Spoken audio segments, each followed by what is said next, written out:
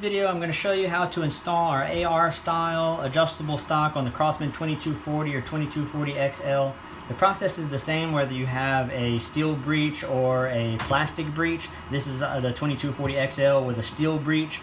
What you'll get from us is the 6-position adjustable stock, and you will get this this buffer tube. I 3D print this in ABS plastic. It's solid plastic and it has a hole that passes through it with a 6-inch long 1/4-inch steel bolt that threads into this adapter here. So it kind of acts like a skeleton that reinforces it and really provides a lot of toughness and stiffness. It's a really tough little part, way tougher than I think it needs to be. Just want to make sure that we don't have any issues with that. This is a 4140 steel adapter with a black oxide coating on it that replaces the cap on the back of your 2240 that holds your hammer spring in place. And yeah, so that's all that it will come with. You just need your own tools, but otherwise, parts wise, you have everything you need to add a adjustable stock onto your 2240. The installation process is very simple. You really just need a flathead screwdriver and a 7/16" socket. You could also use a hex key and a square bit like this one here. This comes from a Craig jig set. I'll show you what I use that for in a bit, but you really don't need it. Your screwdriver doesn't need to be as dirty and well used as mine. If yours is, though, you probably don't even need to watch this instructional video. The first thing that you're going to do is you're going to remove the screw on the bottom here that goes into that cap, and the next thing you'll do is remove the one that goes into the top. I like to start with the bottom one. You can use a flathead screwdriver. It's obstructed by this this handle or this grip here, and so you have to come in at kind of an angle and loosen that. It has thread locker on it, so you might want to reapply some blue medium strength thread locker if you're worried about that coming loose over time. I'm not worried about mine. I take this apart all the time. The next thing you'll do is remove this flathead screw in the top while you're holding that cap in place. There's a spring behind that cap, so it's trying to push that cap out. Once you remove that screw and set it aside, you can let the cap come out. You'll set the cap aside, but you'll put that spring back in place. You'll feel there's a little blind hole in there that it inserts into. Next thing that you'll do, whenever you get this, it'll come already assembled, so you don't have to assemble this. It'll come just like this, but it might be clocked kind of funky, so you'll need to make sure that this screw here is lined up with those through holes in the air gun. Line it up with the spring here, insert it into the tube. I like to put the long one back in first. Make sure they're lined up. You can look down into it. I can't do that while I'm keeping it in the camera for you to see, but I kind of know where this one goes already anyway. So I've got that one kind of started. Don't tighten this one all the way. Leave it kind of loose so that you still have a little wiggle room whenever you're going to install the one in the bottom. You can use a flathead screwdriver for this one. I like using this square bit. It's a little easier to come in at an angle.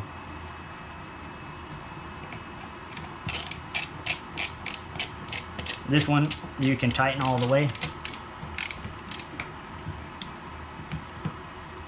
Set that aside, and now you can tighten this one all the way. So don't worry about the alignment yet. Okay, the next part that you will do is you will check that this is aligned the way that you like. If you can see that your grip's sticking out, one side more than the other, if it's clocked a little bit and you don't like it, you can change that. It's not a big deal. All you have to do is you can either take the 2 screws off of the back here to remove this rubber pad and expose the bolt underneath that goes through the buffer tube, or you can take this whole thing off. I personally don't like taking this thing off. It's kind of hard, but you can do it. You just have to pull on this this pin here. There's a plunger pin that goes into those detents that locks it into position. That's the same one that this lever here pushes down. You'll have to grab that and pull it out as hard as you can while you're pulling it off the back. I'll show you what that looks like here if I can. You will yank on that and slide it off like that. This one right here is a little easier because I've been, I've been using it a lot. But yeah, yours, whenever you get it brand new, that little spring and plunger is pretty stiff and it's pretty hard to pull off. But it can be done. But I'm going to show you the way that I like to do it. I like to keep this on anyway, because whenever you keep this on, you can actually see your alignment better, and it's harder to do it with just the buffer tube without the stock on it. So I prefer to keep the stock on it. I'm going to show you how to do that. You just take these screws out of the back here.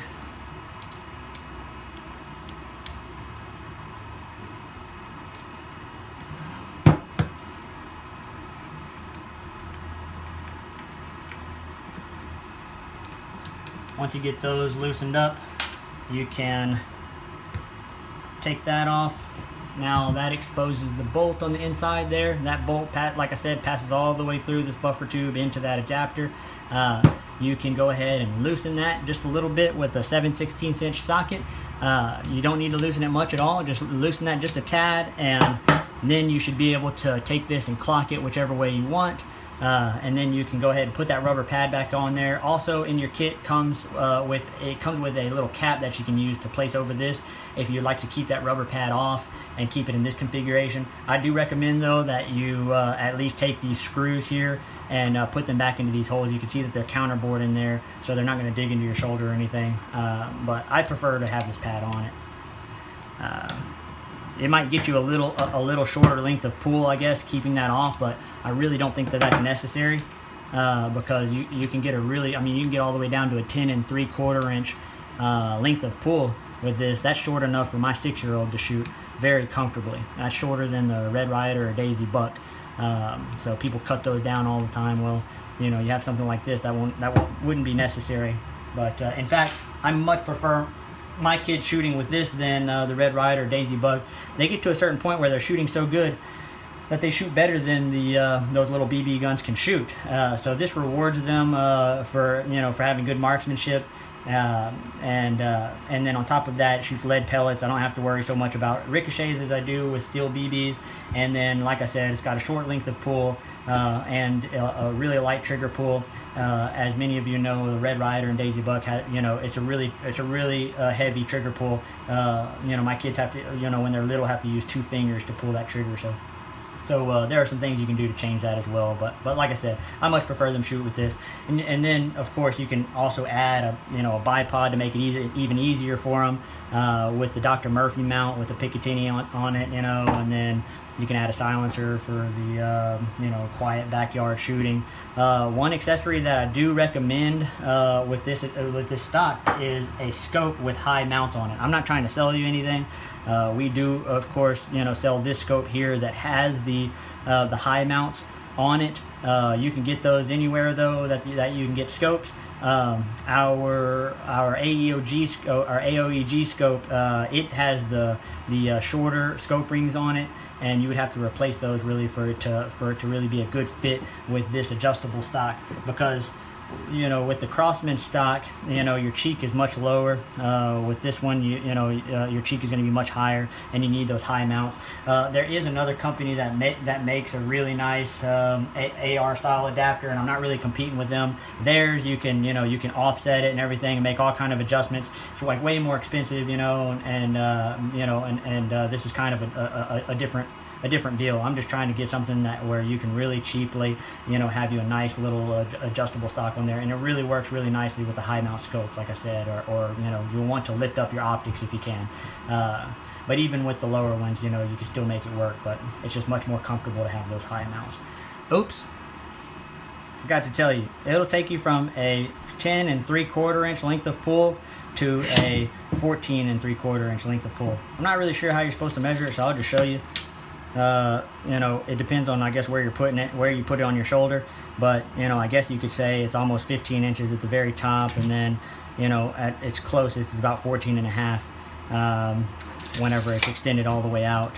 Whenever it's in the closest detent, you can go a little closer, but in that closest detent it's about 11 inches right there, 11 3/8 up at the top, but you can take it out of that detent and move it close, but it's just not locked into that position. If you pull on it, it locks back out like that. But you can get it even closer. My littlest ones like to shoot with it like that at 10 3/4. So there you go. Thank you very much.